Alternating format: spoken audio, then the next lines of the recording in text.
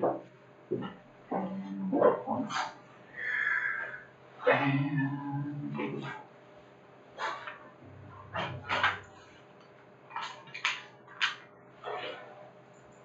right, and let's dim the lights a little bit here.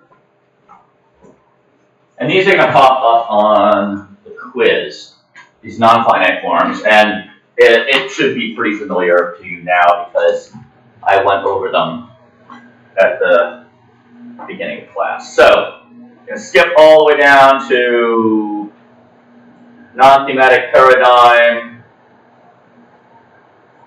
non-finite forms. Well, I only need 5 minutes for it. Right. Non-thematic active tense, stems, ni or ni. Right? Easy. Thematic active stems, n. Middle stems, sty. Right? So I'm just giving you some examples. So these are all, and the first one shown here is your present active participle, istani. Okay, so notice that it uses the reduced grade, and if it helps you remember what the reduced grade of histemi is, just remember that stasis is a related word, right, with an A in English, an alpha.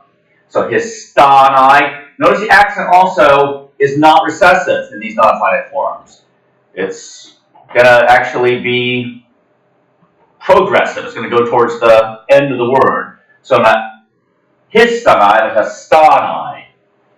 Titenai, didonai, diknunai. Right? Those are your basic types. I gave you domnemi, but it's a Homeric word, and you're not going to encounter it very often. But I threw it in there to complete all the paradigms, your non-thematics. Now, the future equivalent of all these, the future is always thematic. One thing, it will never fail you. It will always have the thematic vowel in it, and it will have the characteristic sigma. Look for both. Not sigma alone, because that can deceive you. Could be a first aorist active. So consequently, because the future of histemi is staso, notice that it's rid of the degree duplication. The infinitive is going to be what you expect, stasing. Future is easy to form. Right? Sigma, thematic vowel, typical endings. Right? Stasane, dosane, takesane. But all of these have a non-thematic aorist. So stainai, bainai, dunai. From estain and eteka, we do not have that. I haven't given you that. That's the sort of strange first aorist active of tetemi. Edoka is what it is, the aorist active. I'm not giving you that yet, but dunai. And then your middle is the sty slapped on again for reduced grade here. Deknustai o e a, not a, o. Right? It's just the short form. Notice the accent pattern, right? It's progressive. It moves towards the end of the word.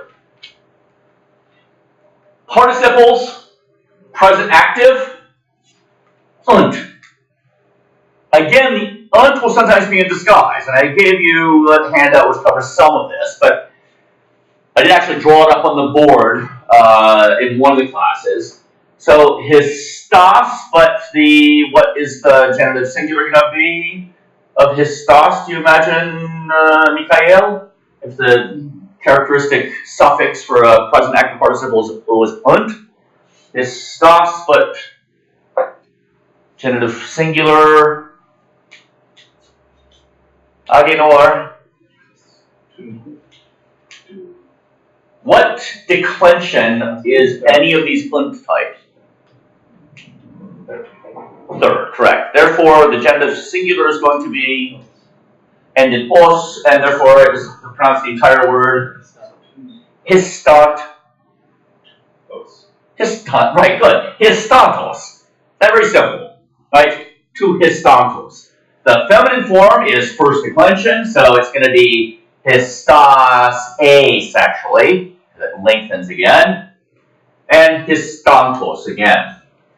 And has a characteristic contraction. E plus unt becomes a plus unt, right? Final position becomes as, o plus unt becomes us, and u plus unt becomes us. That's a long upsilon, by the way. But in their oblique forms, the unt shows up again. So just try to remember that your your active participles, so too, and your aorist actives have an unt in them, underlying third declension form. So sta, stan, they, then. And then middle never fails you. The only time it does fail you is when you see something like kalumenon, and you try to translate it as an active.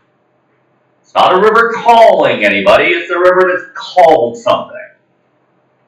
And then the final point I'll make with respect to this is that, just to remind you, in ancient Greek, there are only two enunciated and visual distinct forms for passive. One is the aorist passive, and the other one is the future passive. Specifically the future aorist passive, punctual future. In all the other tenses, your middle voice form doubles as a passive form. So in this particular passage I had you read, right, it was the euxenon kalumenon ponton, right? Right, S was the preposition. It is the sea called passively by somebody unknown, the euxine. That works? That's literally it. Right. All right. I will see you tomorrow, Wednesday. Have fun.